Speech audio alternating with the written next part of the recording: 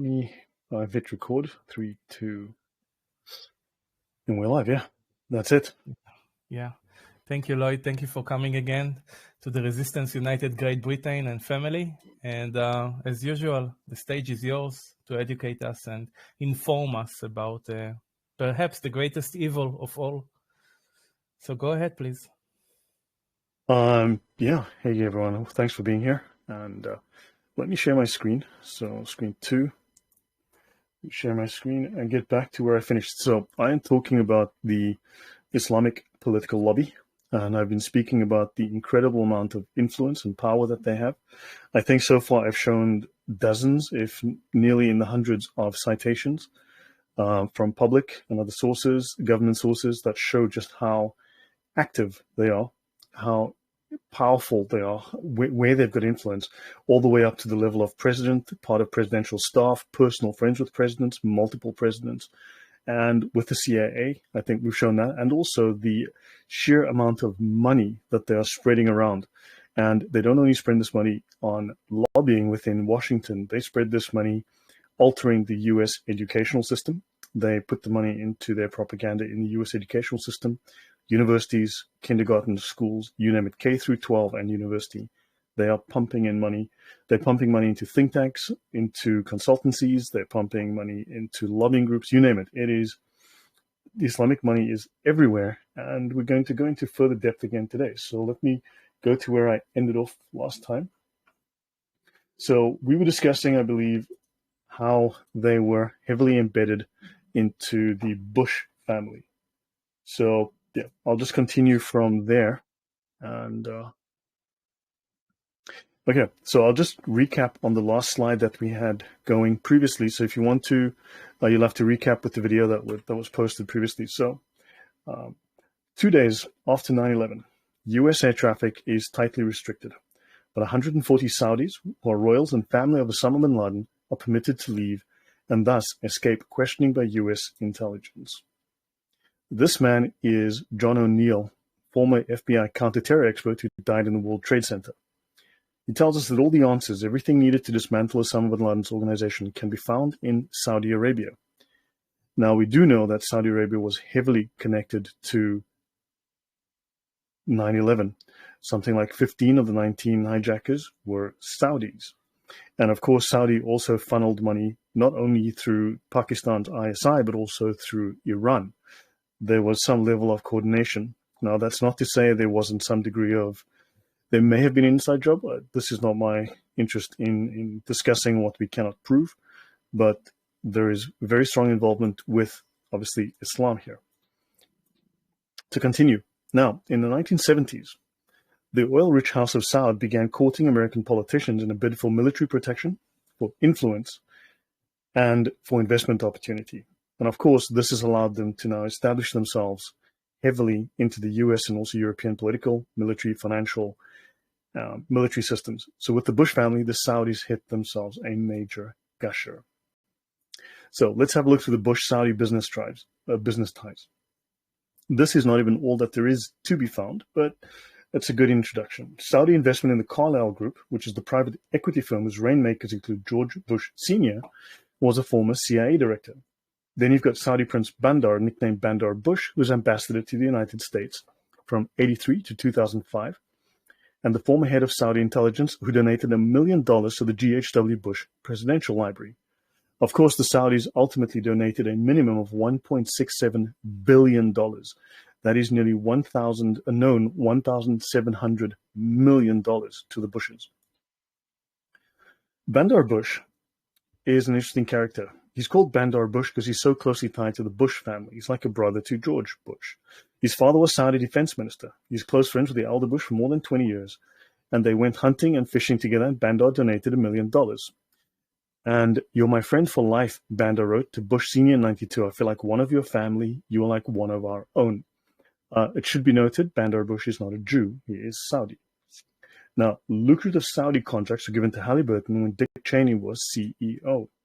And the main law firm retained by the Saudis to defend them against the 9/11 families who were suing them for their involvement in 9/11 was Baker Botts, as in James Baker, the Bush family advisor and counsel, legal counsel. Now, here's a question. Did the Saudis buy a president? From Salon.com, leftist. How much money has flowed from the House of Saud to the Bush family and its friends? No one will ever know, but the number is at least $1.477 billion. So, if the Saudis had been happy with the presidency of George H.W. Bush, and they were, they must have been truly ecstatic in the summer of 2000 that his son was the Republican candidate for president. Indeed, the relationship between the two dynasties had come a long way. So now, open acknowledgement of the strong relationship between the Bush family and that of the Saudis. Nelson Mandela is quoted as describing the prince as one of the great peacemakers of our time. An outstanding man, a charming, eloquent, and nonetheless humble figure, larger than life and full of fun. He's a storyteller without equal. What a wonderful, amazing guy. He's the nephew of the former Saudi king Fahd bin Abdulaziz Al Saud. He has landing rights for his private Airbus jet at RAF Bryce Norton Base, the largest station of the Royal Air Force. Let me see, Harry. You're Jewish, and therefore you have special privilege in the world. Can you land your Airbus at a RAF military base at any time? Unfortunately, not. I'm excluded from there. No, they don't allow that anymore. Okay, so you have to leave your jet parked in the garage. I guess.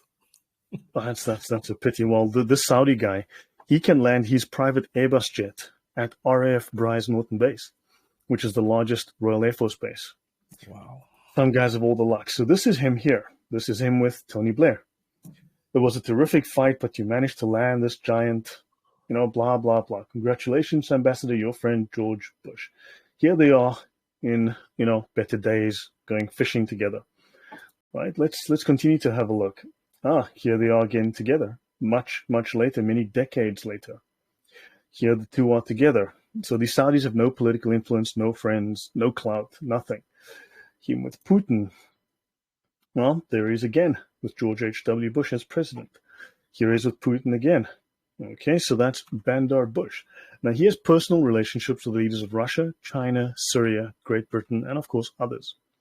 Prince Bandar bin Sultan, Saudi Arabia's most famous arms dealer, former ambassador to the US, and former head of Saudi intelligence, was detained as part of Crown Prince Mohammed bin Salman's so-called corruption purge. Bandar bought an entire village in the Cotswolds, a picturesque area of central Oxfordshire, England, and a 2,500-acre estate with part of the proceeds from kickbacks he received in the Al Yamama arms deal, which netted British manufacturer BAE $57 billion in contracts for fighter aircraft. As much as $30 million is alleged to have been paid into Bandar's dollar account at Ridge Bank in Washington and led to corruption probes in the US and UK, all of which were promptly dropped and forgotten, or were just dragged out for 20 years and then said, okay, well, hey, taken so long, let's just let it go. Lucky guy. The case was dropped in the UK in 2006 after an intervention by Tony Blair, because obviously Tony Blair took one look and said, this is just a poor camel jockey living in a cave, has no money, no political influence. Let's just feel sorry for him. Now, interestingly, last year, survivors of the 9/11 attacks wrote to British Prime Minister Theresa May, urging her to make public a British government report into the extent of Saudi Arabia's funding of Islamist extremism in the UK. And of course, she refused to release the report because, hey, she's close with these people. These are her friends, right? The Home Secretary accused her of putting our so-called friendship with Saudi Arabia above our values, as she cites national security for keeping the investigation secret. Well, I guess she knows which side her bread is buttered on. Now, Labour Friends of Saudi Arabia says critics are Islamophobes. The Labour Party, the communists, the red-green axis, yeah, I guess they're all pro-Saudi. I wonder. You have to wonder. Now, here's a question. I'm not going to dig into this in any depth, but this has been around for a while. I haven't seen any decent debunking of this, but let's just throw it out there. Osama bin Laden, was he a CIA-funded agent? Now, George H.W. Bush served as Director of Central Intelligence from January 76 to January 77. 10 days shy of one full year. In 81, he became President Ronald Reagan's vice president. In a 2004 article entitled Al-Qaeda's Origins and Links, the BBC wrote, during the anti-Soviet war, bin Laden and his fighters received American and Saudi funding. Some analysts believe bin Laden himself had security training from the CIA. this is the document supposedly proving that bin Laden was a CIA asset called Tim Osman, right? So he was a CIA asset called Tim Osman here.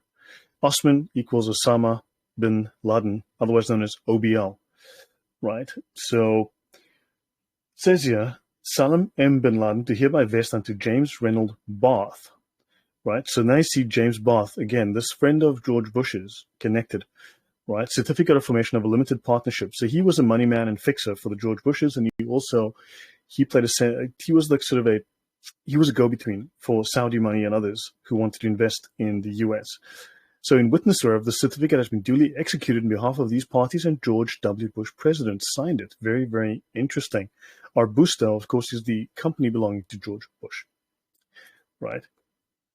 And so here you've got James Barth and so on, Salam bin Laden, all signing these fantastic documents. So let's continue. So they have legal relationships. So given the evidence so far, are you sure that now we've covered extensive evidence prior, right? Are you sure the Arabs and Muslims have no political influence, as we are told by commentators? Now, if you go have a look at photographs of the estate, remember this guy bought an entire village, an entire English village, not just the house. He bought the entire village. So these guys have influence within the UK, in Europe, all over, right? And so, but people are insisting that they have no political influence and no money. And so far, we're not done yet, but so far I think we've shown in the previous episode inclusive that these people have immense political power and huge amounts of money. Let's look how close they are with foreign diplomats. Let's have a look. Lloyd, yeah. Do you have any information about Zbigniew Brzezinski? I think he was Zbigniew Brzezinski. Yeah, I think he was part of he led the organization of the Mujahideen and supplying armaments. Yeah, he is involved. Yeah, this is, I think there's something to do with him and Osama bin Laden, and then taking Osama to America to do a tour of U.S. Army bases. Things I couldn't really confirm any of that, but I mean, I wouldn't deny it. I mean, I have no evidence to say no, it didn't happen. But I didn't look into that connection. But I mean, he's been a dirty sleazeball, I think, for a long time. Everyone, at least that seems to be the general perception of him. Yep. So here you go. So before the current Saudi king, we had this guy. Okay. And you can see they make a cute couple. Whoever this guy is, not sure who this guy is, but this guy's from Saudi. Real cute couple. Oh boy. Maybe they need to book a room. What do you think? And here is our other good friend again here, Bandar Bush with Condoleezza Rice. So what do you think these two need to get a room? Harry? They should. Yeah, it's starting to look a little steamy there, right? Yeah, they make a great couple. Oh, isn't affection just an amazing thing? Happy couple. A happy couple again. I'm happy for them. They found, love is love is a wonderful thing, especially at that age. Right. Yeah, sorry, Harry. No, go ahead. Right. And sorry, I don't know how that slipped in there. Yeah, I can see this guy doesn't have the same masculine appeal that this dude has, so I can see why his dad obviously never taught him how to throw a ball. Yeah, poor sad little guy. I don't know who this is. He just seemed to find his way in there. Right. Now, let's have a look. At least 1.476 billion had made its way from the Saudis to the House of Bush. Never before in history had a presidential candidate, much less a presidential candidate and his father, a former president, been so closely tied financially and personally to the ruling family of another foreign power. Never before had a president's personal fortunes and public policies been so deeply entwined with another nation. Now, yeah, I don't. Do you recall who was the previous president of Israel? What was the name of that guy? The former president of Israel? Netanyahu. Oh, Netanyahu. Do you have any pictures of Netanyahu smooching with the U.S. president? Does anybody have any of those photos? Because I see them smooching with the Saudis here, quite literally. Holding hands and smooching. I don't see that close relationship with, but anyway, moving on. So let's look at foreign interest spending. Is Israel number one? So foreign interest foreign interest. Now, going back to 2017, and most of the data is between like 2014 and 2018, 2011 and 2017, 2011, 2012, and 2018. So much of the numbers I'm presenting here are roughly 2011, 2012, up to 2018. Okay, I've got some newer figures here and there, which are up to last year, but just keep that in mind. We're not talking about a 1,000-year period. We're talking about, like, in some cases, as little as 3 or 4 years. Foreign interests have spent over $530 million influencing U.S. policy and public opinion since 2017. Take that number with a grain of salt. There are ways and means around that. We know for a fact that a lot of it is not reported, and they've got ways and tricks. If they keep it under a certain amount, that doesn't have to be reported. And also, the bulk of this money is not going to politicians. The bulk of this money is going to think tanks. It is going to influencers. It is going to universities to corrupt the minds of American university students. The number one spender since 2017, right, and this is up to 2019, this number, if I recall, is, anyone who wants to guess, who is the biggest political spender in the U.S.? Or who was at that point? Anybody wants to guess? Okay, I think everybody knows it's, sorry? Saudi. Sorry? No, the it's guys Israel. are muted. Everyone knows it's Israel. Sorry, it's Israel, Korea. Sorry, Israel, Korea. No, South Korea. Oh my God. Number one political spender. Okay, fine. South Korea. I guess Israel's number two. Number two, with 51.4 million since 2017, is Israel. There you go. Israel. Japan. Okay, so I guess Israel is doing something wrong here. The overblown claims against Israeli Jewish lobbying are just that. Once you start to look at the numbers, as we go through the numbers, those claims are just exaggerations with very little basis in fact. And in fact, it's just propaganda. It's just people repeating Saudi propaganda. About $3 out of every $10 spent on foreign lobbying in the US originates from Asian countries, specifically South Korea, Japan, China, Hong Kong, and Taiwan. These 5 countries have spent a combined $158.2 million since January 2017. Of course, this is where the obligatory anti-Jewish person comes in and says, well, you see, it's the invisible money. They have invisible money. They're using invisible money that you can't see. Oh, send me a sample. I'd love to have a look. Send us some evidence. All right. So this is nearly half of the $375 million spent by the remaining 128 countries. So 5 countries spend nearly 50% of the entire lobbying spend. The South Korean government has spent $54 million since 2018 on US lobbying, ranking first amongst foreign principals. The top 10 countries by spending since 2017 are the following: South Korea, Japan, number 2, the United Arab Emirates, number 3, then comes Israel in this example. That's for 2017 to 2018. Ireland, very, very close to Israel. China. Now, then you have the Cayman Islands, Saudi Arabia, then Canada, then Germany. Understand that they all work through the OIC. They act as one unit in many, many things. They are allied politically on a number of issues. So you can combine this spend with this spend, right? Cayman Islands is about the size of my bathroom, right?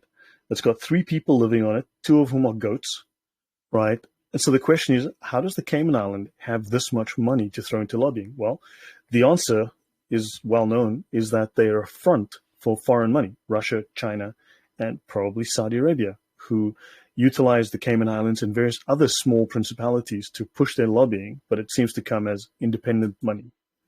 Right, let's have a look. Top 10 foreign principals by spending, 2017, 2018. Government of South Korea. Japan External Trade Organization. Tourism Island. I think Israel's doing something wrong when Tourism Island outspends it in lobbying favors in the US. Then you have the government of the Cayman Islands. Again, the Cayman Island is the size of my bathroom, has 5 people on it, 2 of whom are pets, dogs, and 1 of which is a goat for lunch, and then there's 2 people. Okay? So understand, so how much of this is Saudi money? How much of this is Chinese money? Then you have the government of the Marshall Islands, which is like 2 bathrooms. Then you have China Daily of Beijing. Okay, that's a newspaper. The government of Qatar, Deutsche Telekom, and then you have government of Abu Dhabi and government of Saudi Arabia. Add this, and possibly to this, right? And now you're starting to look at some real money. They're starting to rival number 1, if not exceed it. Let's continue. The top lobby groups. Number 2 is the Podesta Group. 7 of the top 20 registrants are trade or tourism-related organizations. So it looks like trade and tourism are big lobbying activities for foreign governments and principals. Since 2017, 69 U.S. firms earned $73 million through foreign contacts. Nearly a quarter at this time went to Aiken, Gum, Strauss, Hauer, and Feld, $17 million, of which the biggest spender was the United Arab Emirates in 2018 with $5.5 million. The Podesta Group was second, and Sonoran Policy Group third. They each earned over $7 million. So absent from 2018 foreign lobbying spending was the Podesta Group's sole 2018 filing, which was their termination of work for foreign clients because they were found to be, well, doing things that weren't exactly illegal, and they shut it down before they were arrested. So, you see, the Podesta Group formally wound down its operation on the 31st of December 2017. Things were getting a little hot for them. The firm dissolved following scrutiny over foreign lobbying activities. As I started when I did this, the first episode of this, of course, there's a little financial laundering and other things that were going on. So, yeah. So Podesta Group, obviously very closely tied because his brother was running Hillary Clinton's campaign. So they're very, very closely tied with the Hillary campaign, with Bill Clinton, Hillary Clinton. And of course, they are the number one group that are connected with Saudi. So Saudi Arabia's influence network in Washington, from Podesta to Riyadh. So this is what Saudi Arabia's influence network in Washington looks like. This is from the Washington Post. Podesta Group is linked directly to the Saudi royal court, and from there they are linked to a number of other internal U.S. government and other influences. Let's continue. Democrat Party lobbyist Tony Podesta was a registered foreign agent on the Saudi government payroll. In other words, he was a Saudi agent. Saudi Arabia continues hiring spree of American lobbyists, public relations experts. So Saudi is very, very actively busy influencing U.S. public opinion. His brother, John Podesta, chaired Hillary Clinton's presidential campaign. And the question here is, who is Tony Podesta? The Russia probe investigating brother of Hillary Clinton campaign chair. So these guys look like foreign fixers. Now, Tony personally managed the Saudi lobbying account. Podesta Group, funded by Tony and John Podesta in 1988, received $140K a month. That might be each, I don't know, from the Saudi government. John Podesta served as President Bill Clinton's chief of staff. Now, he's taken a bunch of money while connected personally to Bill Clinton. Meet Chief of Staff John Podesta, and this is him with Bill Clinton. So it looks like he probably knows the president. Founded influential DC think tank Center for American Progress, which touts Saudi reforms, in other words, Saudi propaganda. He was a counselor to President Obama. So as you can see, these goat herders from Saudi Arabia who live in caves have no political influence and no connections to presidents whatsoever, except they've been tied to every single U.S. president for the last couple of decades. So here we go. They also have nothing to do with pizza. They don't have anything to do with pizza. You know Pizza. About the Pizzagate. Pizzagate. Probably nothing there either. I mean, just nothing to see here. Move along. Yeah. No pizza for you. Yeah. Exactly. So, counselor to President Barack Obama. So this guy who's closely tied to the Saudis, taken a bunch of money from them. The major fixer for the Saudi court is assistant to President Clinton and President Obama and connected to Hillary. So, Tony Podesta was dubbed by New York Times as one of Washington's biggest players, whose clients are going to get a blueprint for how to succeed in Washington. Okay, so clearly these guys are just nobodies. The Clinton Foundation has accepted tens of millions of dollars from countries that the State Department, before, during, and after Mrs. Clinton's time as secretary, criticized for their records on sex discrimination and other human rights abuses. This includes Saudi Arabia, the United Arab Emirates, Qatar, Kuwait, Oman, Brunei, and Algeria. All happen to be Islamic countries, just so coincidentally. Saudi Arabia has been a generous benefactor. The kingdom gave up to $25 million to the Clinton Foundation, and $1 million more was donated by the Friends of Saudi, which was co-founded with Prince Abdulaziz bin Abdullah bin Abdulaziz Al Saud. Okay, fantastic. Saudi Deputy Minister of Foreign Affairs, third son of the former king, so clearly no connections to the Clintons. Saudi Arabia has funded 20% of Hillary Clinton's 2016 presidential campaign, Saudi Crown Prince claims. They seemed very interested in having her become the new president. I wonder if they, paid for favors. I wonder if they were expecting to get their money back and more. So, I guess, Hillary Clinton, Saudi Arabia, and ISIS. So WikiLeaks has been a reliable source of information. Julian Assange says ISIS and Clinton Foundation are both funded by Saudi Arabia and Qatar. So she was happy to take dirty money from people that were playing both sides and trying to undermine the US. So we'll get into that as we go. So Mr. John Pilger, the journalist, asked if Mr. Assange believed that this notorious jihadist group called ISIL or ISIS is created largely with money from people who are giving money to the Clinton Foundation. And Mr. Assange said yes. Now, of course, the Jew-hating amongst us will obviously let us know that the Catholic Church funded this or something like that, or Jesus Christ himself opened a bank account at Chase Manhattan and sent a check. But I'm happy to trust Julian Assange in this case, who says that it came from the Qataris, right? So, yeah, so let's see. There are people who trust Julian Assange, and at the same time, they want to make up stupid conspiracy theories. Pick one. Right, now, this entire effort, blah, blah, blah. So while this paramilitary operation is moving forward, we need to use our diplomatic and more traditional intelligence assets to bring pressure on the governments of Qatar and Saudi Arabia, which are providing clandestine financial and logistic support to ISIS and other radical Sunni groups in the region. Right, I wonder who said those words so that she knows about this, but, well, so Hillary Clinton emails reveal she knew of Saudi and Qatar government funding for ISIS by August 2014. We get this from WikiLeaks. The Qataris and the Saudis will be put in a position of balancing policy between the ongoing competition to dominate the Sunni world and the consequences of serious U.S. pressure. But, of course, they are both trying to undermine, and quite successfully, the U.S. itself as they do this. Let's have a look at it. So let's talk a little bit about Qatar. Blood money, how Qatar bought off the entire DC establishment. Right. Okay, so it seems Qatar is now competing heavily with Saudi Arabia to buy off Washington. So Khashoggi, that's the Jamal Khashoggi who was killed by the Saudis. He was an agent for the Qataris, of course. He was not a good guy. He penned opinion columns in the Washington Post favorable to the Muslim Brotherhood, the world's largest criminal organization, possibly. Right, definitely a secret society, an Islamic secret society, as well as the founder of something like 200 offshoot Islamic terror groups. He visited the Saudi consulate in Istanbul, was never seen again. He was a Qatari asset. This was a game of spy versus spy, and he lost.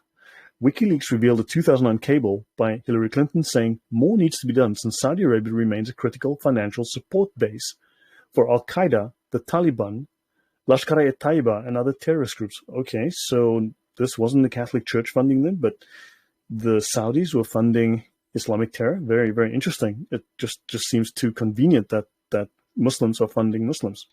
Can't believe it. Instead of sanctioning the Saudis, the Clintons did the opposite. She authorized enormous quantities of weapons to be sold to the Saudis.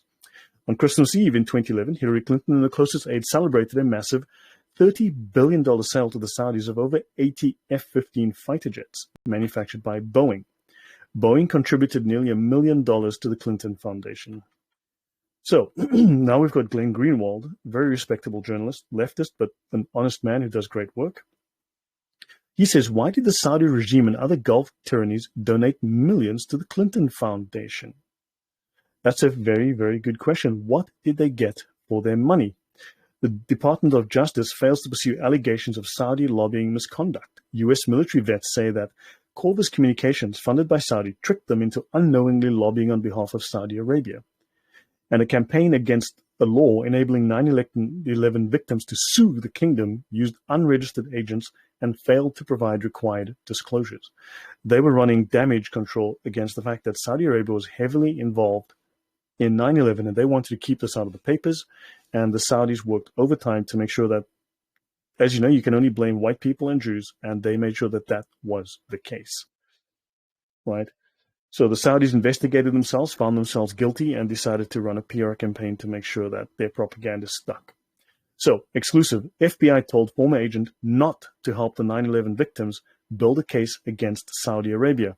So the FBI, which needs a cleanup, in fact, the FBI should be investigated by the FBI, but the FBI has investigated themselves and found themselves innocent, just like the CIA, I guess. So, author of 9/11's famed Phoenix Memo was told the White House's pursuit of warm relations with the Saudi kingdom comes first. 9/11 victims come last. Former Senate Intelligence Chair Bob Graham calls the FBI's action a fundamental assault on the principle of democracy, because the FBI's priority is protecting U.S.-Saudi relationship. Any comment from you, Harry? No, it's just very interesting. Please continue. Yeah, so the Saudis, as you can see, have no political influence. They have no media influence. They spend nothing on propaganda because they're sheep that are white as snow. So, Qatar, Mike Cernovich, all these never Trump people are on Qatar's payroll. Fascinating. Mike Cernovich is an excellent journalist as well, right? And so he says that all those people that are never Trump are on Qatar's payroll. Why? You got to ask yourself why. So he says they all are beneficiaries of state funding from Qatar. And this is all part of an information campaign, including Al Jazeera and AJ Plus, directed at shaping American public opinion. Of course, all those people who hate Donald Trump will say, well, my opinion's not shaped by Qatari money. I have the facts. Yeah, okay, sure, whatever. The Brookings Institute and all these never Trump people on the Qatari payroll, Al Jazeera and AJ Plus propagandize Americans every day. Most people, when they're showing memes from AJ Plus, don't realize that this is propaganda and that it is from a terrorist nation. In 2016, the United Arab Emirates held a slot in the top tier of donors, also having funded the left-wing organization, the Brookings Institute, with $2 million or more for the year. I wonder what they got for their money. Qatar is amongst its largest benefactors. Qatar has been paying top dollar to influence American politics and media in ways that would make Rachel Maddow apoplectic if Qatar was spelled Russia. But of course, no, that would be Islamophobic. We can't blame these innocent goat-herders for being guilty of whatever they're guilty of. So yeah, so she worries about like $80 spent on Facebook by Russia, but the hundreds of millions spent by the billions spent by the Qataris, well, hey, that's all good. So yeah. In 2013, the Israeli government spent $1,250 million. No, sorry. In 2013, the Israeli government spent only $1,250 on U.S. political lobbying. That's all that was recorded. $1,250 total. The UAE spent $14.2 million on U.S. political lobbying. This is 11,360 times more than Israel. As you can see, Israel spends more money because $1,250 is a lot more than $14.2 million. It's very interesting that all of especially like this Moonglow 100 or whatever his name was, mob psychology or whatever his name was, doesn't have any figures to back up his statements, but he's happy to make the statements while either he's been lied to and he's now spreading lies, or he's ignorant and he just likes it. So the Lloyd, top 10 foreign... We have a question. Yeah. Can we take a question? Sure. Yeah. Paul, please go ahead. Paul? Yeah. I can hear you. Yeah. You raised your hand. Do you have a question? Yeah. Just a thought on the Israel lobbying thing. Isn't the Israeli government massively funded by the Americans anyway? So. See, that's another propaganda talking point, because are they? Are they not? Do you have facts? Do you have figures? Or are these questions just designed to undermine the facts? It's like, I know you've got facts, Lloyd, but I have these questions that are designed to undermine any good evidence. Well, on that point, the typical argument that is presented against Israel is that Israel has an incredible stranglehold on the U.S., an incredible stranglehold. That's literally the word that is used in the propaganda. They have a stranglehold on the U.S. It's like, tell me, Paul, does your mother have a stranglehold, an evil stranglehold on your affection? Does your girlfriend have an evil stranglehold on your affection? I'm not sure. I'm just Googling it now to see what So what happens is you see your mom has an evil stranglehold because you like your mom. You see, Americans like Israel. They dislike Islam. They dislike the Middle East. So the bulk of the money that they talk about is not funded by Israel. Most of the money is funded by AIPAC because their argument always centers around AIPAC. AIPAC is not a foreign organization. It is an internal, publicly funded American organization funded by people, civilians who live in America, who like Israel. And I covered this in the last episode. They fund Israel through donations because they like Israel for many reasons, culturally, they realize the threat that Israel is under from the Islamic states around it, because Israel is still technically at war. It only has a peace treaty with 2 of its neighbors. And of course, the other 20 neighbors are all technically at war with Israel, and the other 2 might crumble if they get pressured into actually going to war again. And so people donate money willingly. They willingly donate their funds to Israel, and they pressure for various things. Whereas these are Saudis that are raising, along with 51 countries, billions of dollars to do their propaganda. So, Lloyd, but actually maybe you should speak about the money that the government in Israel is receiving from the military complex as a form of subsidy. How do you call it? They're subsidizing their own military complex by selling weapons to Israel by federal money. So, I mean, the US donates, there's a name for that, but the US donates money to countries, right? With the agreement that that country spends the money on US products and services. So that money goes directly back to the US, which obviously then sets up contracts, because you buy military equipment, but with it, you've got to buy a 5 or 10 year service contract. So this ensures, it ensures that products are developed. It ensures that products are exported. It ensures that products are obviously stockpiled, that the shelf life of a product is extended, because now you've got customers that have it and they can't always afford to upgrade very quickly. So now you've got an extended shelf life, or at least usage for the product, the term of the product lengthens. And then, of course, you've got regular income of contracts for maintenance. Plus, you've got people and staff that are having to service those contracts, service those products, right? So now you've got actually an entire industry built around that. Now, everyone complains, and as I said, as I covered in the very first episode, which Paul missed, Israel is technically at war with all of its neighbors still, okay, except for 2. And Israel will be wiped out by these Muslims if given the chance. And then, of course, the same was happening to Pakistan, which was heavily involved in terrorist activities against the US. And that gives money to various other countries, all of which seek to undermine the US. But no one complains about that. So Pakistan is not the US's friend in any shape, way, or form, but no one complains about the money they get. So most of the money is from APAC. Now, if you consider the amount of money that Israel gets, for instance, let's say Israel gets $1.5 or $3 billion for the year. Saudi Arabia is the biggest military spender, as I covered last time as well in detail.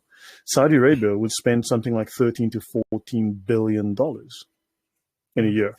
So that's a little bit more money. And of course, then on top of that, you've got Qatar, you've got Pakistan, you've got UAE. And remember, there's 51 of these Arab countries that are all getting money, that are all hostile to Israel. Lloyd, a member from Iraq is asking for the image that you are presenting right now on the screen. Can you share it in the main group, please? I'd have to copy and paste this from, let's see. I'd have to to show this, I'd have to stop the presentation and copy the image, then drop it in here. So these are top 10 foreign governments paying for U.S. influence, okay? This is year 2013, right? This is a 2013 number. So you can see here Saudi Arabia, as well as Canada. Then you've got Mexico, Morocco, Germany, Georgia, South Korea. So these are major countries, okay? These are major countries looking, and of course the UAE down here, okay? So these are countries that are very, very influential. But there's a link here, so let me see. This is from the Washington Post. So actually, let me just click the link. And okay, later on, I can share this with you. All right. Right. Now, let's look at Hillary Clinton playing both sides. Just remind me, I'll drop the link in the chat because it's in the spreadsheet. It's in the presentation there. Reuters reported $1 million payment in 2011 through the Clinton Foundation made by Qatar, along with Saudi, were the main sources of funding to the jihadis who are trying to overthrow and replace Assad. These royals want to pipeline their oil and gas into Europe and displace the other oil and gas giant, Russia, in the world's largest energy market, the EU. A Moscow-based tech initiative funded in part by the Russian government funneled tens of millions of dollars into the Clinton Foundation while Hillary was serving as Secretary of State. And of course, she was taking money from Saudi, taking money from Qatar, and taking money from the Russians. From Russia with money, how the Clinton cartel and Silicon Valley got filthy rich upgrading the Russian military. So here we got Hillary Clinton, John Podesta, and the Clinton Foundation reaped untold millions selling their favors to Russia while Hillary was Secretary of State. Right, so more money going on there. So donations to the Clinton Foundation and a Russian uranium takeover. So here she played in the Russians' favor. Right, so what was that query? So uranium investors to buy mining assets in Kazakhstan, and the United States led to a takeover bid by a Russian state-owned energy company. Right, the investors gave millions to the Clinton Foundation over the same period. Right, and Frank Juster, that's an interesting story as well. When you go and read up, there's a documentary about Frank Juster, and he donated $31 million to the Clinton Foundation. Right, I'll go back there. He donates $30+ million, and that's the Uranium One scandal. And of course, if you look at WikiLeaks, Mexican drug kingpin El Chapo donated $15 million to the Clinton Foundation. So she was happy to accept dirty money. Who knows what she got for that $15 million? Now, Saudi influence and Hillary Clinton. So, suspected bribe by Saudi Arabia and Qatar paid to Bill Clinton while Hillary was Secretary of State. Okay, so now they're not only enemies, but now they're working together. It looks like they have certain common goals, and they work together while they also compete. So this unreported payment intended to go through the Clinton Foundation was made by Qatar along with Saudi. And they are the main sources of funding to the jihadis trying to overthrow and replace Assad. Very, very interesting, and also to do with a gas pipeline. Email scandal. Clinton Foundation's tied to finances of terrorism. Saudi Arabia has paid more than 20% of the cost of Hillary Clinton's blah, blah, blah. So that's Hillary, very close with the Qataris and the Saudis. Arms sales okayed by Hillary Clinton's State Department raise questions. 17 of 20 foreign governments that made donations to the Clinton Foundation saw increases in commercial arms sales to their countries. That's very interesting. So now you've got voluntary aid to Israel, and you've got bribes to the US government for the other countries. So I guess the countries that are bribing the government, I guess that's just legit normal practice, right? So now, for example, arms exports to Saudi Arabia totaling $8 billion were approved, up from $4.1 billion in 2006 to 2008. So they more than doubled their spend, including $30 billion worth of advanced fighter jets. Right, so that's a lot of money. That's nearly $40 billion there. So let's continue. Epstein, oh my golly, $56 million Upper East Side mansion where Epstein abused girls. And of course, it features Bill Clinton and the Crown Prince of Saudi Arabia. Small world.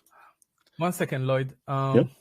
Yeah, we have here a lady. Her name is Ida. I'm not sure. I invited her back. I'm not sure if she's still on. Yeah, she's still on. Ida, I unmuted you. You said in a message to one of the moderators that Lloyd is a plant and dangerous, uses well-established facts to add credibility, but the aim is to continue a Hegelian dialectic, war on terror, and we know who was behind it, the globalist shill. Would you like to say more so we can hear your incredible arguments against Lloyd? Where is she? Not really. I think what he has to say is pretty evident. So if anyone is smart enough to actually read what he's saying, it's pretty evident that this is all a lot of crap, because we know all these facts. This has been well established what he's talking about. So he's actually just gaslighting us with lots of facts, but actually it's not important. Forget about what he's saying. Please explain to us. He is a shill for who? And please provide your evidence for that. I think it's evident who he is shilling. No, it's not evident. Please provide the evidence. Yes, it is. No. Well, you tell me. You tell me who he is shilling. No, you're the one making the assertions, so please back up your assertions. No, you tell me who are you shilling for, because your material is clearly outlining what you are. Who are you shilling for? So my material is public information, readily available. Ida, are you going to provide? Are you going to present your case in a proper way, or are you going to repeat the question back to us? This is your claim. You are making the assertion that he is a shill. So obviously you have a lot of information about the topic, and I'm sure you are trying to. I made a statement, and could you please share it with the group? That's all. That's all. and let the other members work out for themselves. I don't. No, need you to said actually nothing. argue You about said it. nothing. It's just ridiculous. Well, I think It's I a have waste of said a time lot. talking to you. I said a lot. You interpret the rest of you, not you. And No, you didn't say anything. You just said that he's a shill. For the other members, he is shill, and he knows who he's shilling for. We don't need war on terror, and we don't need to be slugging Muslims. Okay, anymore. goodbye. We need to unite. We need.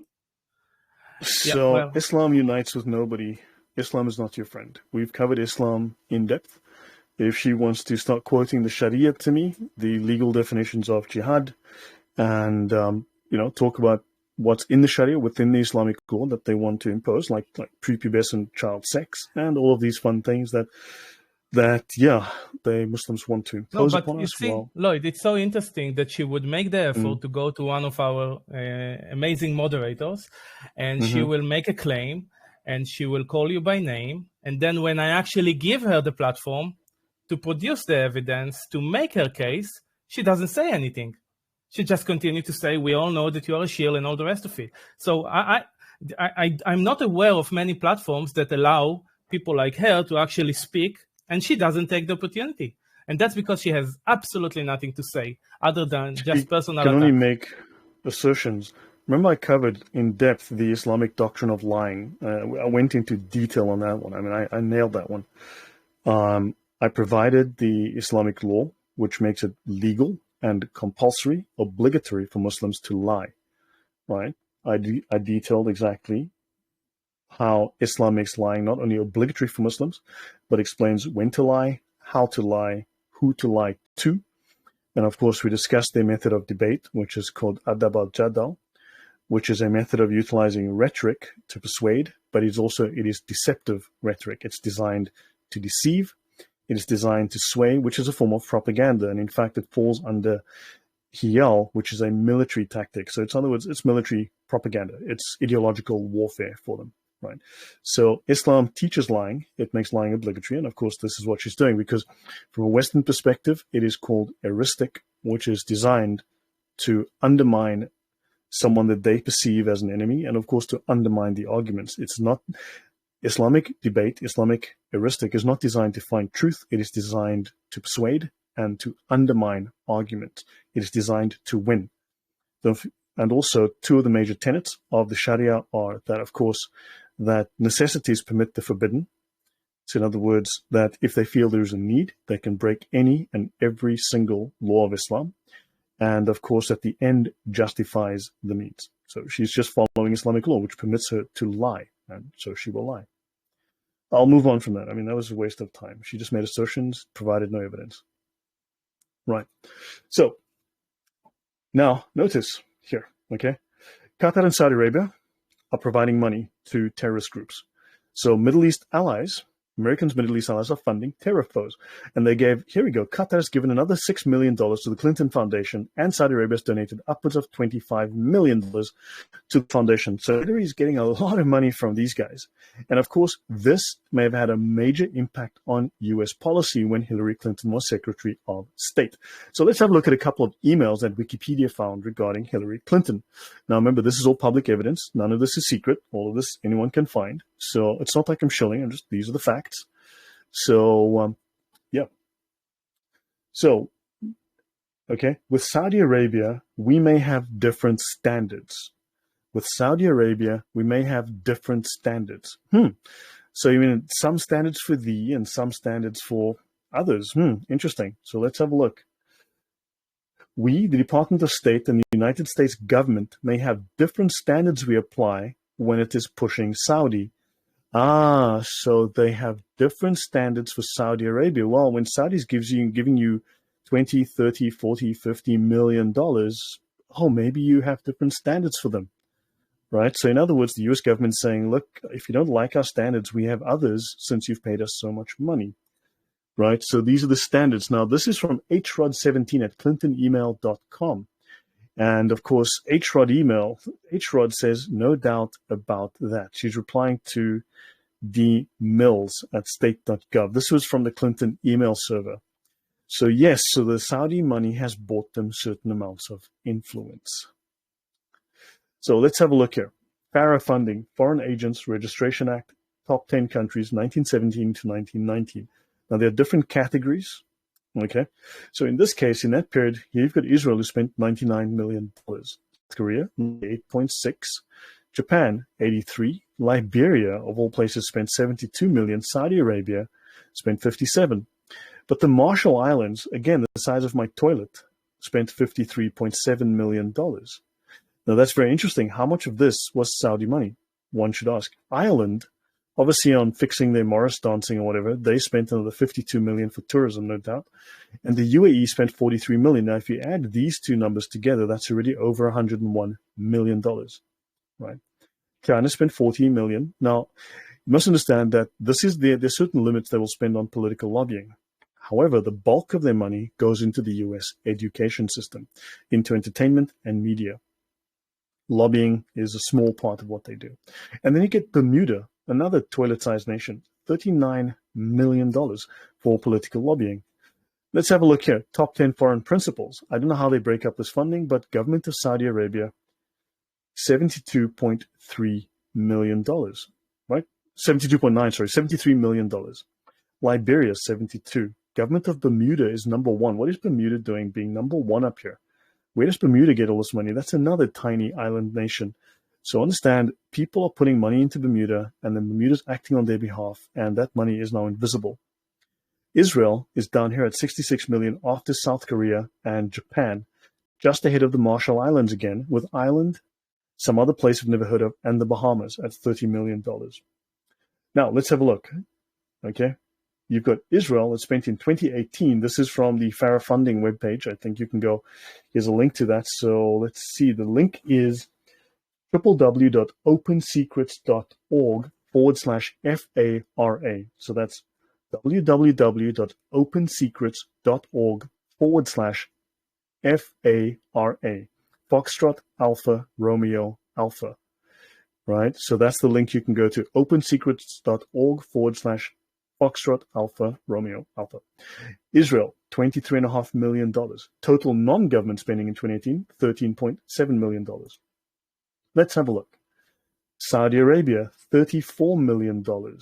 Okay, fascinating. $34 million. Let's have a look. Are there discrepancies, though? Are these numbers trustworthy? Are they accurate? So let's have a look at a discussion between someone who researches this. Who's got something to say to me now? Bilateral aid to Israel.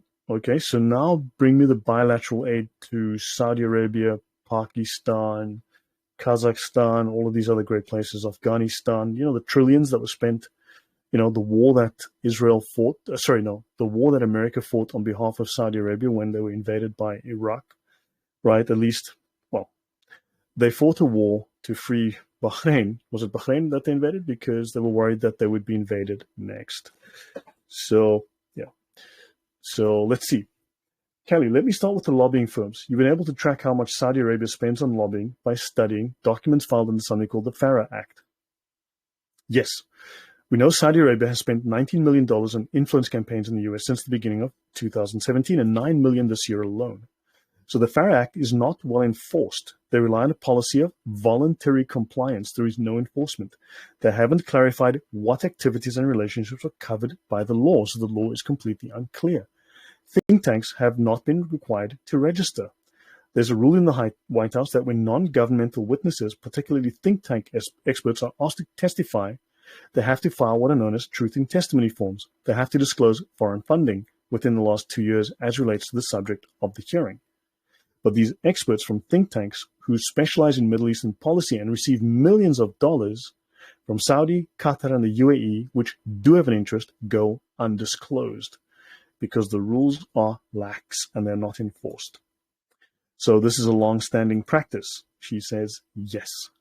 So while in theory they have laws, these laws are not enforced. And the Islamic countries are given a wide open playing field to run their influence. So let's look at this article, the Saudi lobby juggernaut, a lobby to contend with.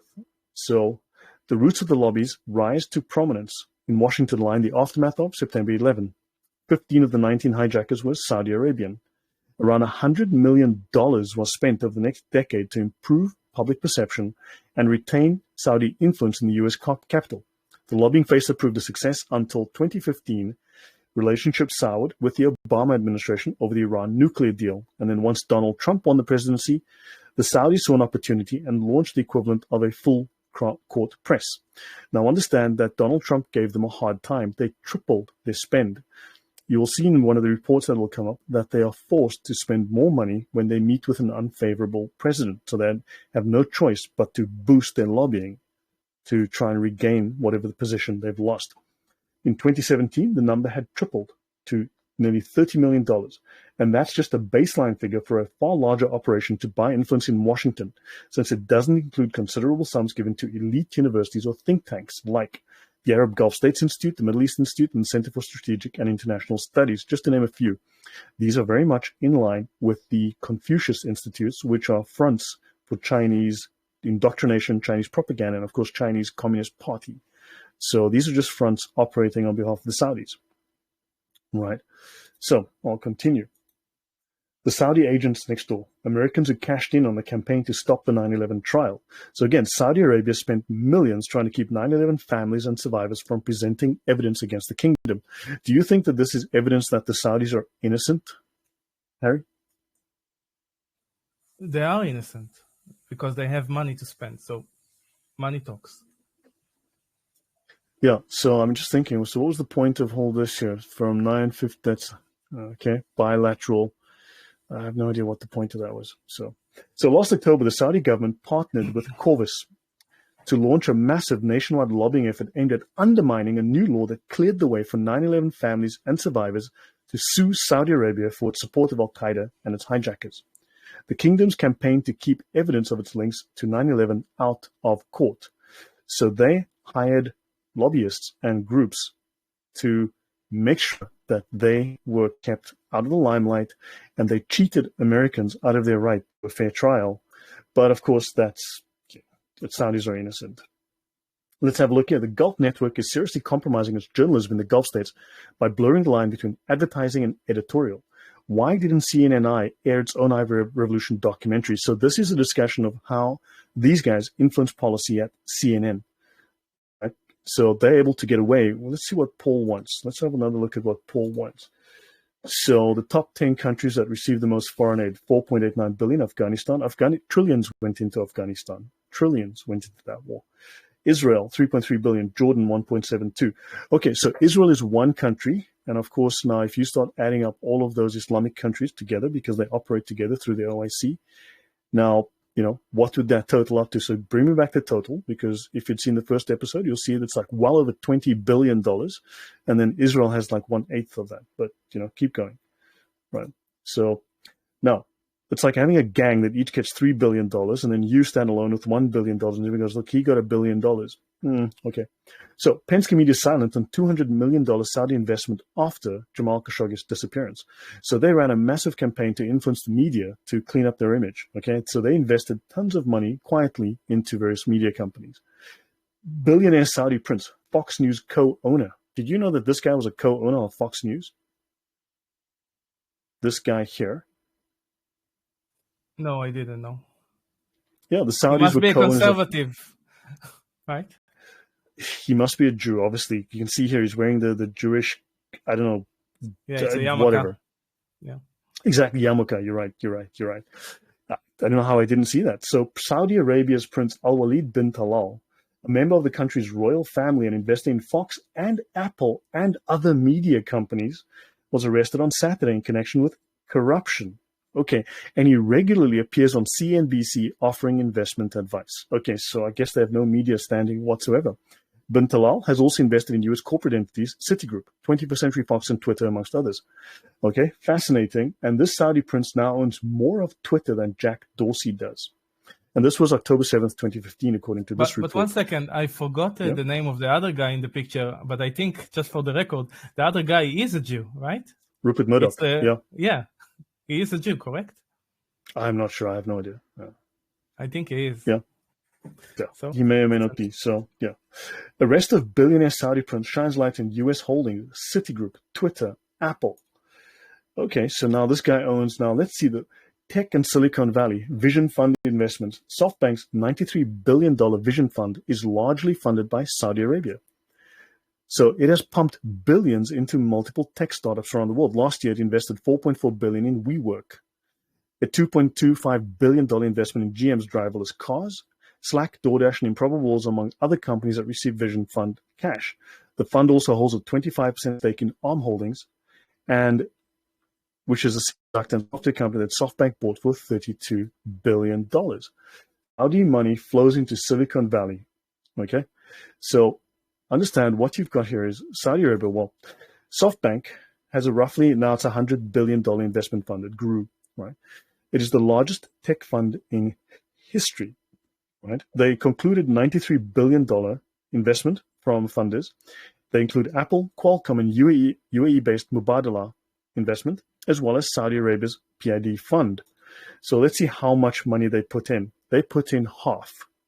Saudi Arabia funded approximately half of that $93 billion. The Saudis gave $45 billion, according to the Wall Street Journal. So this $93 billion fund received half of its money from Saudi Arabia because they're poor goat herders who have no money, no influence, and do not influence the tech industry whatsoever. So JP Morgan, BlackRock have been doing business with Saudi Arabia for years. There's a BlackRock in the Kaaba in Mecca, by the way, just so by the way. Right, let's continue.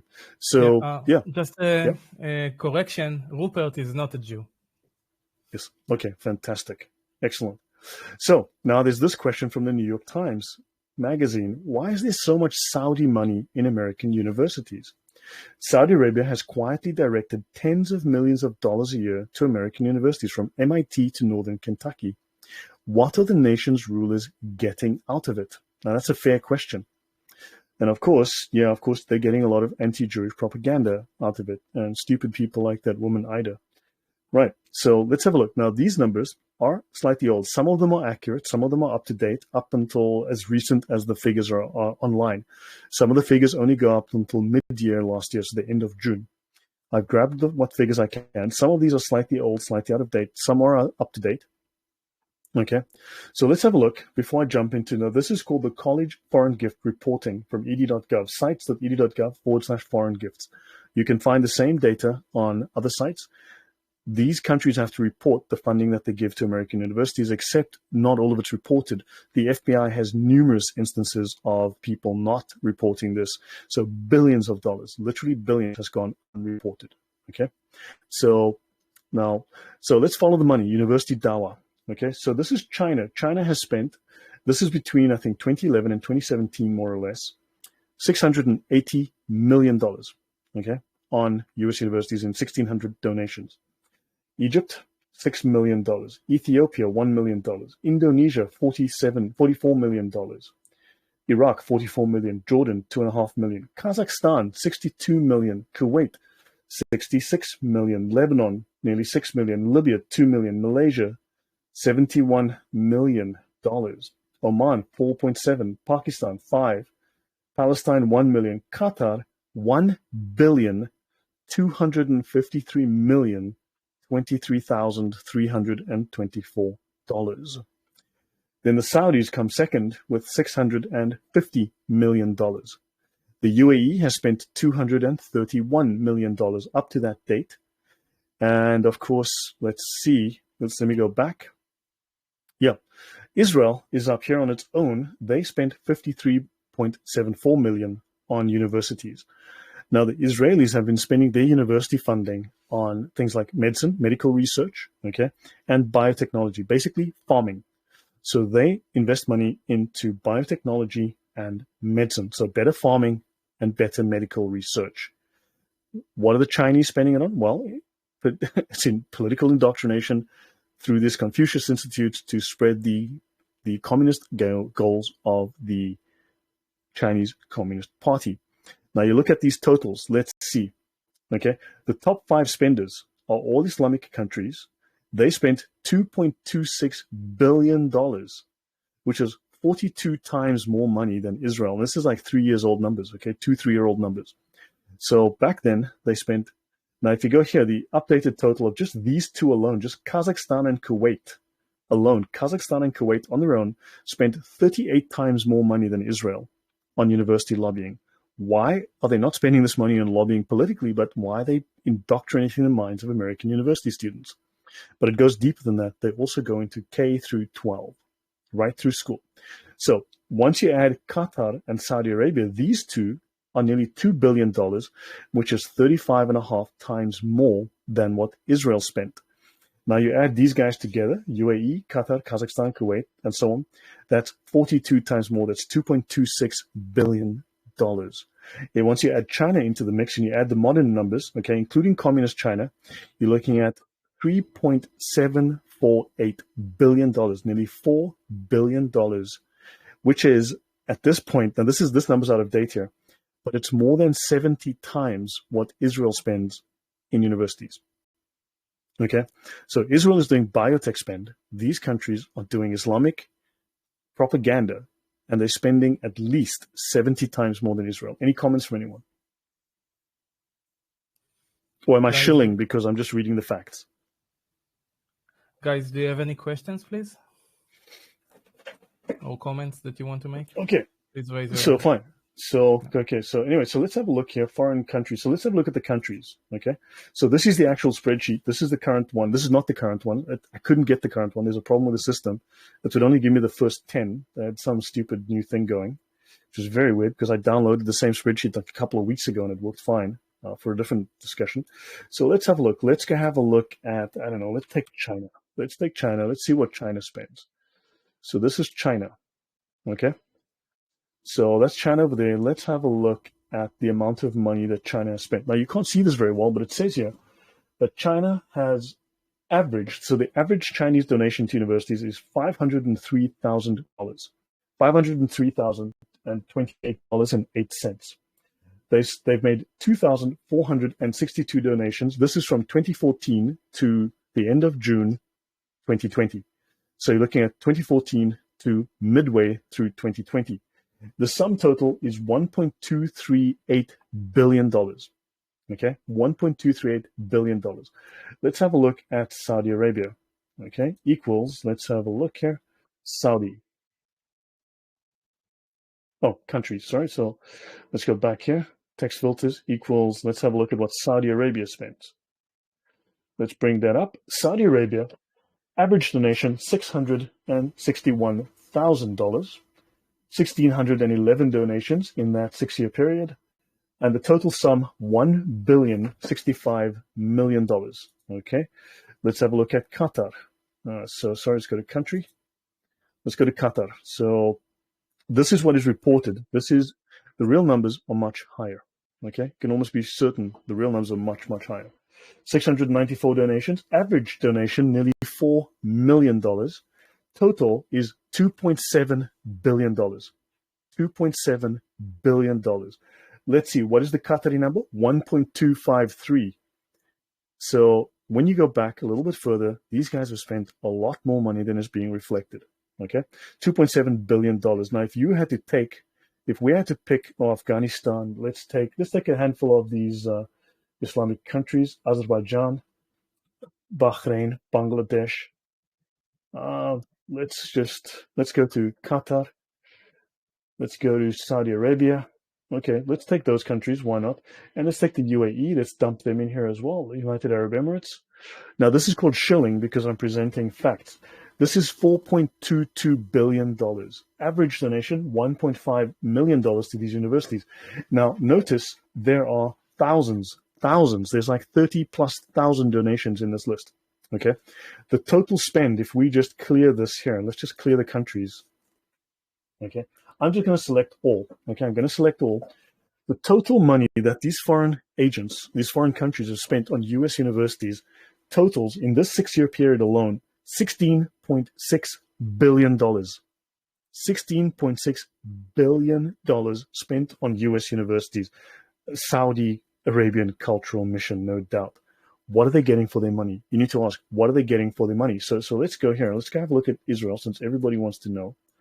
Okay, everybody has a big mouth and lots of opinions, but okay, let's have a look at the facts. Let's see what the numbers tell us.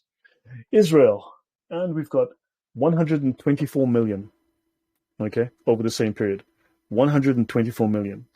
So if the Saudis plus the Qataris, those are $4 billion. That is 40 to 50 times more money that the Islamic countries are spending on their propaganda in universities. Right. So there you go. And notice, Ministry, Binational Science Foundation, Ministry of Defense, Teva Pharmaceutical Industries, blah, blah, National Science Foundation, okay, and so on. Lloyd, Yep. What about money being spent in donation by private people? Maybe some of them are, rich Jewish people. That would fall under AIPAC, and that's private money. So this is money that is voluntarily donated. Understand? Because people like Israel. Let's have a look here. So I'll end this in a few minutes. So I'll do a part 3 of this because I want to make sure that we've covered this thoroughly. Let's have a look here. U.S. taxpayer funding to the Middle Eastern studies. Okay, this is what the U.S. government gives to these universities. These are the top 13 that receive money, to my knowledge. Okay, so University is Georgetown. They got $484,000 from U.S. taxpayers, and George Washington got $258,000. Yet, funding from Muslim nations, George Washington University got over $100 million. This is from 2011 to 2018. Look here. Georgetown University got $378 million. Israel, for George Washington, spent $507,000 over that 7-year period. George Washington received from Muslim nations alone over $100 million. New York University got $81 million. About Georgetown University and George Washington University? Because they're a breeding ground of traitors and terrorists who are selling secrets to, and let's just say they turn out think tanks and people that are very Saudi and Islam friendly when they're done with their education. So yeah, they are one of the hotbeds where they've really had their message sink in deep. They've managed to. These guys are, look, in total, $16 billion just in the last 6 or 7 years. Understand, what has $16 billion of foreign money into universities bought them? You have to ask yourself, okay, what have they bought with that money? What did they get? They're not putting it into science, I can tell you that. Okay, it's into politics. They're buying future senators. They're buying future presidents. They are buying future compliance from people who think Islam is just peachy. Understand? Your thoughts on that? Yeah, it's alarming to look at those amounts of money, and this is going to be the next generation of people who are going to lead the American government, the bureaucracy, and the world as a whole. It's and terrible. It gets worse than this. Trust me, they're sticking this money into K through 12. They're putting it into primary school. This money's going everywhere. But I just want to get this out of the way. So let's have a look. Let's look at the university dawah. So the bulk of the money, think about it.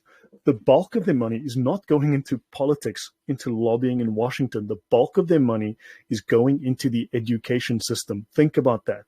The bulk of the foreign Islamic money is going into the U.S. education system. Think about that for a moment. Your thoughts, Harry? Yeah, well, it makes so much sense because when I speak to people all over the world, they don't perceive Islam to be problematic at all. So I guess this money is actually having a huge impact on their understanding of Islam, and it's working. The misunderstanding of Islam. Yeah, I never met a foreigner, a lady who is a foreigner, who had anything bad to say about Islam. Never. Of course. Because they have no influence whatsoever. Don't forget, these universities are turning out, filmmakers, producers, directors, playwrights, authors, politicians, think tank members, journalists. They're turning out people who are going to be analysts, who are completely marinated in the pro-Islamic indoctrination that they've been, received from when these Saudis were pumping their money into the kindergartens.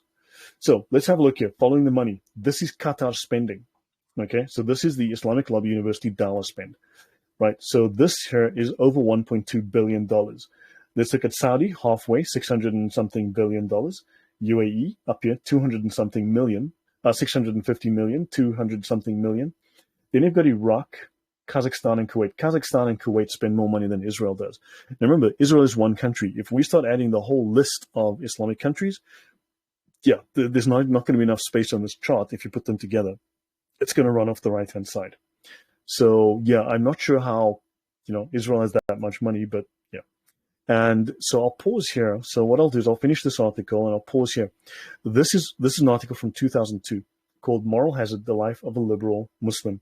It's written in the New Republic, and it talks about this guy. He's a fairly liberal Muslim, and he's very westernized. And this man has been receiving, back then in 2002 already, the influence that these Muslims, these Saudis and others hold over the universities, the public institutions like those. This is apparent because this guy had received threats, coercion, bribes. This guy's life was made hell. Okay, he was eventually kidnapped. He was tortured. And for some reason, they let him live. He got back home. They released him. They pulled out his fingernails, and he tells about what happened to him. So it's by Franklin Furr. It's November 18, 2002. It's called Moral Hazard, The Life of a Liberal Muslim. It's in the New Republic. And I'll go to that now. And I'll read a little bit of it. So in his email inbox, he found... Can you just wait a second, because I think we Sure. have a question? Sure. But guys, please, you're welcome to say anything you want. This is a free speech, but no personal attacks against Lloyd. Just make your case if you want to say anything against what he is showing and provide the arguments, but no need for any personal attack, because I don't want to warn or remove anyone. Thank you. So, Albert, please go ahead. I was just diving in because obviously the term money is being used, but what type? Because in existence, all we have is currency. No one's given a liability for it, So it's all paper and digital and electronic, and a lot of it is not recorded. A great deal of it is not tracked. How do they move Say it again? just like that, Okay, well, look, it was in the previous episode, but I discussed, for instance, Iran. When you look at the political lobbying that Iran spent between 2011 and 2018, I think it came to a grand total of $85, okay, on American political lobbying, $85. Now, it's obvious they did not just spend $85. This could not have been the case, right? But what happens is that money is moved somehow into New York, Washington, Seattle, Spokane, Missouri, you Kansas, whatever, you pick the place. Well, if that money can enter the U.S. and it goes to someone's personal bank account, it goes to a business, and then that business, through the sheer goodness of their hearts, decides to donate, $50 billion to a university to make sure that they buy compliance, that is local money. It is not foreign money, because, you see, it went to, the money came from this terror organization in Saudi Arabia or Iran, and it arrived at, your friendly neighborhood kebab shop. And the kebab shop takes this $3 billion and it now donates it to, politicians, universities, and so on. It donates the money to the local police department, donates it to the FBI. It helps a Muslim-friendly mayor run for, the mayorship, or whatever, to become state governor. They fund a few good local elections. You see, it's no longer foreign money because it went to the kebab shop. The kebab shop guy is spending it, so it's American money. This is how they make the money disappear. They route it into the country somehow, and they give it to people. So, yeah, the money moves across the borders. It moves as cash in different ways. Who knows? Yeah, but Lloyd, clearly they're not. My point was more that it's all currencies across the board. It's backed by nothing. Mm-hmm. It's got no liquidity. It's got we're no not talking about. We're not here to talk about the Federal Reserve and the fact that fiat money is not backed by anything. This is not the point of the discussion. Thank you, Albert. It's a lot of currency changing hands. That's all I'm saying. It's all traceable, but it depends if there's a will to trace it. They want to trace it. That's the other thing, see? And, but there's a lot of money that is buying a lot of Islam-friendly policies. Yeah, and gifted and this and such. So I hear what you're saying now. Yeah. Right. Okay, so he got threatened. In his email inbox, he found ominous messages from obscure sources with warnings such as, what we're capable of, right? He began suspecting that the threats were more serious than he initially assumed. A van lingered outside of his isolated home but disappeared when he called the police. A few months later, the windows of his family SUV was smashed at a crowded movie theater. He started to get calls. The callers weren't angry white men accusing him of terrorist sympathies. They were fellow Muslim Americans accusing him of selling out the faith because he wasn't, shall we say, he wasn't compliant enough and he wasn't radical enough, right? So,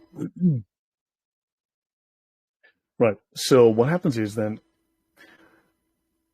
he is an author, right? He's very well an author. He's well an academic, and he would not comply. And of course, because he wouldn't write certain books for the Saudis, because he wouldn't provide certain propaganda that they wanted him to produce within the academic setting or give their propaganda an academic blessing, because he's a respected academic at top universities in America like Princeton and others, they started to threaten him. In fact, he was suspended from the ceiling by his left arm for 6 hours at a time.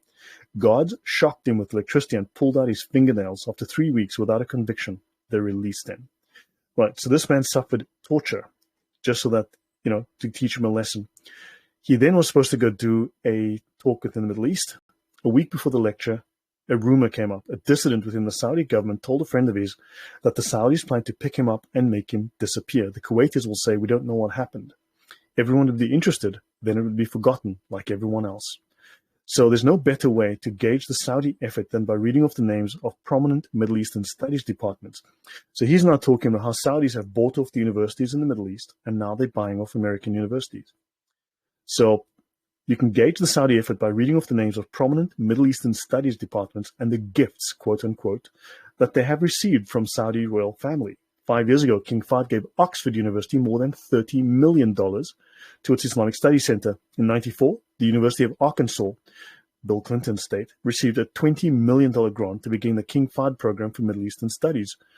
Thanks to a $5 million gift, UC Berkeley houses the Sultan bin Abdulaziz program in Arab studies. Harvard has a chair, currently occupied by legal scholar Frank Vogel, called the custodian of the two holy mosques, adjunct professor of Islamic legal studies, subsidized by at least $5 million from the Saudis. Ever since Abu al-Fadl's days as a graduate student at Princeton, the Saudis have plied him with offers of similar wealth. In 1991, the Muslim World League offered him $100,000 to write a book on Islam, but it demanded final editorial control. 7 years later, he rejected it. 7 years later, the Saudis offered to nominate him for the $200,000 King Faisal Award. Last year, they offered to send him and guests an all-expenses-paid VIP trip to Mecca. He has seen what Saudi Arabia's patronage has done to the scholarship of his colleagues. He calls Vogel's book on Saudi law, Islamic law and legal system, Studies of Saudi Arabia, an embarrassment. Vogel says he has no qualms about accepting Saudi money. I saw it as something very much in the greater good of the Muslim world and particularly Saudi Arabia. So the money has bought compliance and has bought them cooperation from Western scholars. As an example, you should read this article. It's actually quite frightening once you read it. Any comments from you before I wind down here, Harry? No, everything is very clear. You provide the evidence. I think it's important. So this, remember this money here, this figure is now nearly $4 billion. It's gone up by $1.2 billion since, right? So we're looking at $3.7 billion here. And this Saudi money is this Israeli money is maybe double.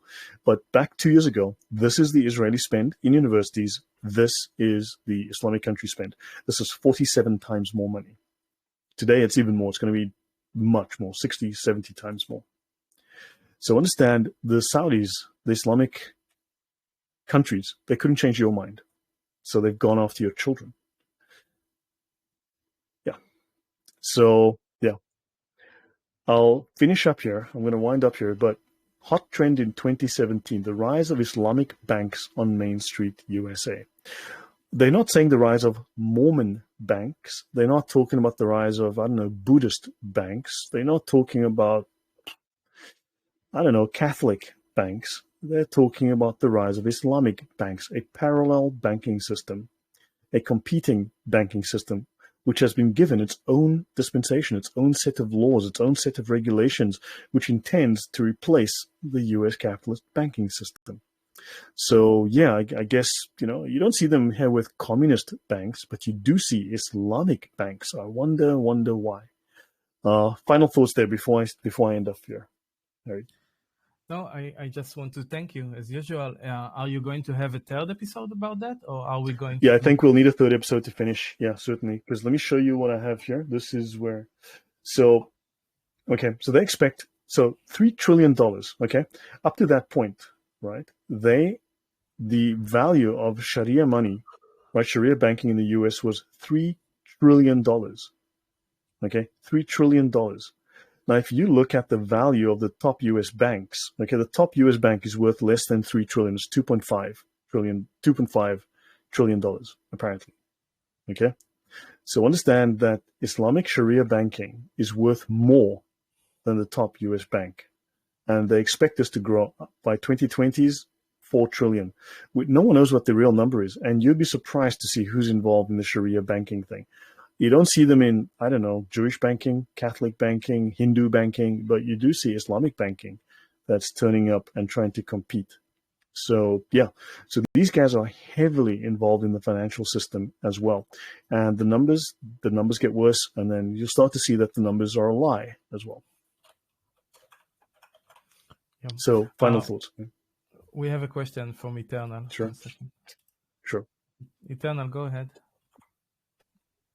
I just wanted to know, did you compare it against the big, well, I don't know, you're probably well versed in this, since the beginning of when they, funneled a lot of the money into America, has their influence actually increased, maintained, or degraded? Because that would give you a understanding that their money is causing a visible influence, right? Or are you claiming something else?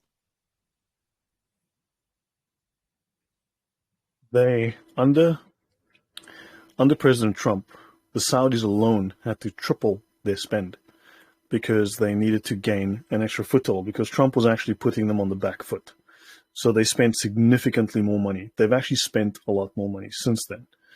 And, well, if they have $3 trillion already invested, minimum of $3 trillion invested in the US economy, in the financial system, if they pull the plug on this, in Saudi Arabia, for instance, Saudi Arabia, in theory, has $168 billion invested in the US economy. In theory. Recently, there was a spat because of Trump, and they threatened to pull their money out of the US Treasury, which would then crash the US economy. It would cause major problems for the US economy. So, except they didn't claim that they were going to pull $168 billion out of the US economy. They claimed they were going to pull, this was the Saudis alone, were going to pull $750 billion. Now, for a country that only has $168 million invested in the US, where did that sudden $750 billion number come from? So understand these guys are able to wield massive financial muscle. Now, I know that you were asleep during this whole episode and the prior one, more than likely. So you've missed all of this. But so I'm sure the evidence is lost on you, as it usually is. But these people have massive influence within all spheres of American social life, within all spheres of American business life and politics, as well as education. These guys are everywhere. They are pouring in billions and billions of dollars. What do you think these countries are getting for the $16.8 billion they've stuck into universities? Do you think they're doing it out of the goodness of their hearts? Most definitely not. By the way, I'm on your side. I just wanted to know. All right. Yeah, if you were here when I was discussing the connections they have with like Huma Abedin and her connections to the Muslim Brotherhood, her connections to the Saudi government. She was an agent for the Saudi government while she was working for Hillary Clinton, while Hillary Clinton was Secretary of State. I mean, it's just these connections. These people have stuck themselves in everywhere. Thank you for answering. Appreciate it. Yeah. So look, I mean, guys? So, for instance, just something that I'll mention, I did mention this last time, but for instance, people talk about the Catholic Church has so much money, they own the whole world, and that the Rothschilds have 590 million trillion gajillion bazillion dollars. Look, there's a finite amount of money in the world, right? The US economy is so big, the world economy is so big. The claims that uneducated people make about the size of the bank accounts of the Rothschilds is larger than the entire money supply in the whole planet, okay? So if you're going to make the claim that the Rothschilds are richer than the entire planet I'd love to see the figures. I'd love to see the accounting. Please provide, right? Conspiracy theories aside, and aliens and bullshit you make up aside, just please show us some facts and figures, right? And on top of that, the Catholic Church is worth an estimated $16 billion. That's small change. Mark Zuckerberg is richer than that, okay? Then, of course, I'll mention briefly the royal family of Britain. The royal family has an estimated value, okay, in terms of their value, their wealth, of $86 to $88 billion. Now, that's a fine figure, but the Saudi royal family is worth an estimated $1.4 trillion. So the Saudi royal family is worth 17 times more than the royal family of Britain. Because I know the Queen's a lizard and she runs the world and she's got $1 million, billion, gazillion, trillion, didillion dollars. Fine. The Queen herself is estimated to be worth about $532 million. Okay? Now, of course, she could just go to the Tower of London, pick up the crown jewels and go sell them at Sotheby's. Right, Harry? If she needed a bit of money, right? Let's say she needed some tea money. She could just go grab the crown jewels and the Cullinan and go sell them at Sotheby's any day she wanted, correct? It belongs to the country, no? State. It belongs to the state. It does not belong to the Queen. Understand? These are state assets. So people are claiming that, oh no, she actually has 500 trillion, billion, jillion, gazillion, didillion dollars. No, those are state assets. She cannot sell them. She has no right to them. She has her own personal assets. The rest are state assets, which the royal family are, shall we say, they are caretakers of, but they do not own. Those assets, as I said, are state assets. The Saudi king, however, owns the country. He can do what the hell he likes. There's a very big difference within the structure of the Saudi family and the royal family of Britain, whatever the conspiracy theorists and David Icke and other idiots might tell you. So understand, so in theory, they're worth a lot of money. In practice, they're worth a lot less. We can go into the Rothschilds and their finances and that 250-year-old story that really needs to die a slow death at this point, or rather a quick death. Someone should just stand in his throat and choke it. So, yeah, but I'll leave it at this. Your final thoughts, Harry, before I hang it up for the night. I have like a cognitive dissonance about these kind of things because my mind is deep into these conspiracies. So when I think about the Queen and I think about Rothschild and all those people, I can't help myself but to think that there is so much hidden stories to that. And obviously they have much more than the official numbers. But to be honest with myself, I cannot prove those things. So unfortunately... No one can. I mean, when people were making claims about the Talmud, so I took out the Talmud, I did the shows on the Talmud, I said, okay, you've been making these claims about these books in the Talmud. First of all, like 20% of the books they were claiming and the quotes they were making don't exist in the Talmud. They were literally just lying. They were claiming it's in this book called Mickey Mouse doth Yebemoth, okay, chapter 17, verse 5, sentence number 4. Well, there's no book called Mickey Mouse doth Yebemoth in the Talmud. It doesn't exist. So they were literally making it up. They were literally just lying through their teeth. Either they were dupes who were deceived, or they just love lying. Then when I went into the actual phrases, then I showed that they were just lying and lying and lying and wrong and wrong and wrong. And then instead of saying they were wrong, they said, no. I meant the secret Talmud, the secret Talmud. It's like, please send me a copy of the secret Talmud that you claim, because previously it was the Talmud. Now I've showed that you're an incompetent liar. Now it's the secret Talmud. Well, now it's the secret money, the invisible money. I did say that earlier. That's the only claim you've got. It's like, at what point, no evidence is good enough, but except the secret evidence, the one they don't have, but they know because they have secret knowledge from the aliens. So I'll leave it at that. Yeah. Thank you as usual. Thank you very much for the information, for the evidence and the data and your patience. And I guess we will be seeing you next week, unless we have more questions. Guys, anyone wants to ask a question or make a comment or just say thank you? Or to call him a shield again? Yeah, that would be nice.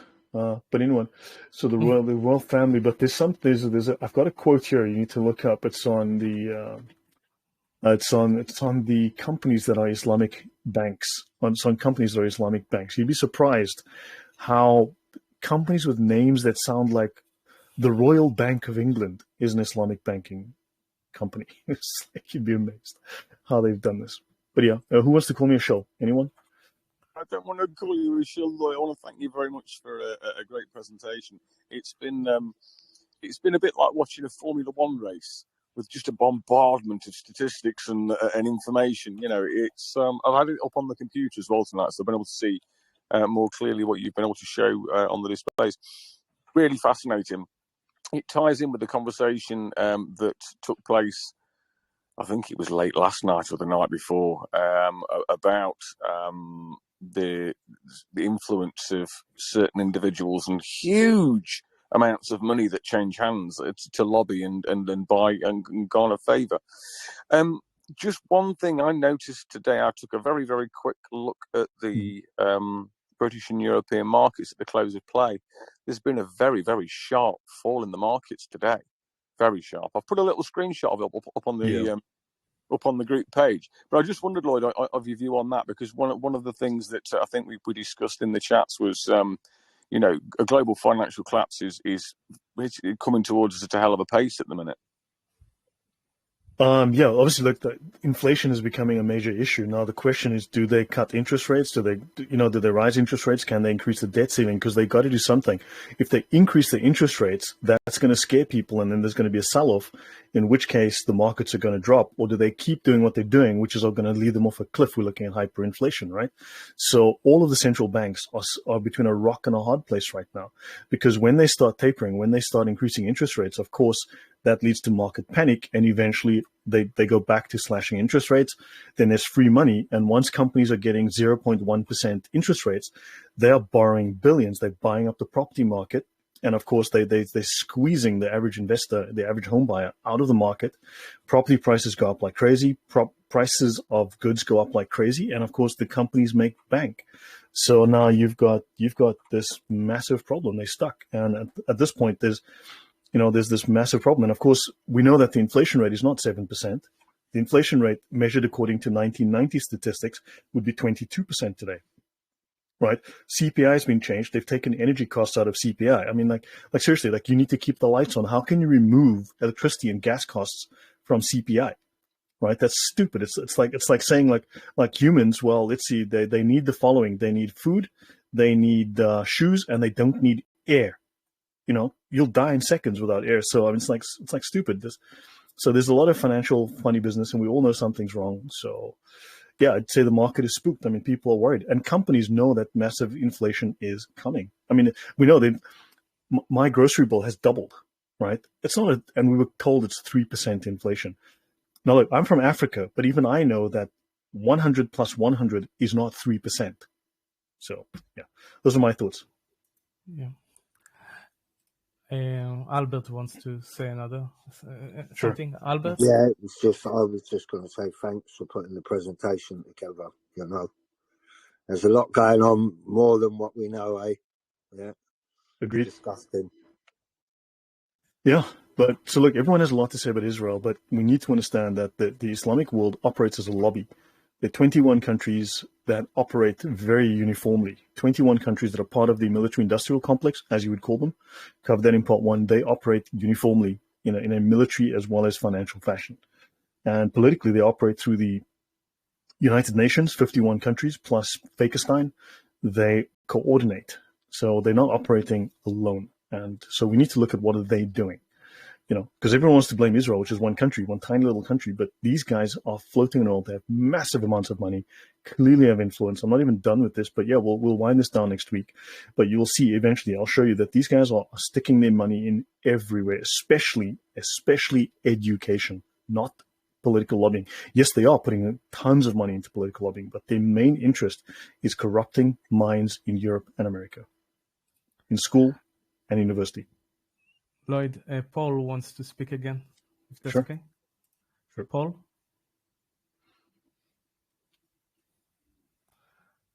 Paul, you can go ahead.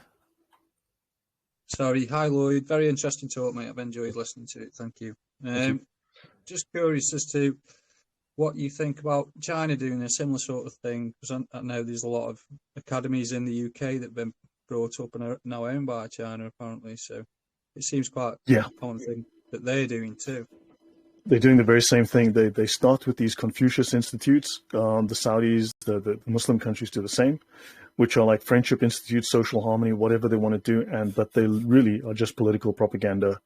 And of course, like, what happened, like in the US, I mean, you've had, there was an article recently about the UK Parliament that said it has a Chinese spy problem.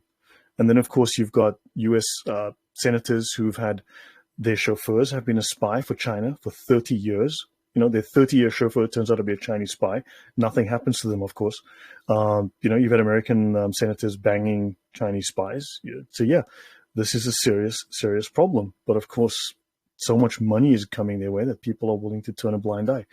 I mean, and we get screwed. Now, I know people would love to think that I get paid by Harry. When is Mossad going to send those checks? Because, man, it's past Christmas already. These guys are way overdue. Wait. I'm working here for a year and I didn't get anything. Wait in line. Oh, good grief. So, yeah, Paul, and there's definitely, these guys are infiltrating. They see us as weak, and they could not defeat us militarily. So now they've moved in because we're so tolerant, because we're told to be tolerant, right? We're all woke now, and we're all accepting of everyone, including accepting crap that comes from these horrible communist dictatorships and insane Islamic terror organizations and things like that. Thank you. Okay, Lloyd, I think we are done for tonight. I would like to thank you again.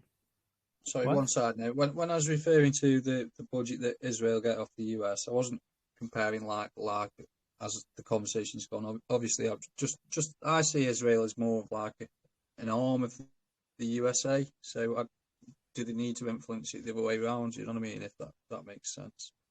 The US likes Israel. 67-70% of the US population likes Israel.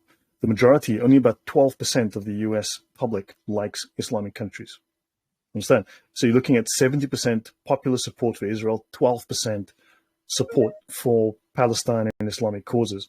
So you're looking at roughly 88% of the US population does not like Islam, does not like Islamic countries.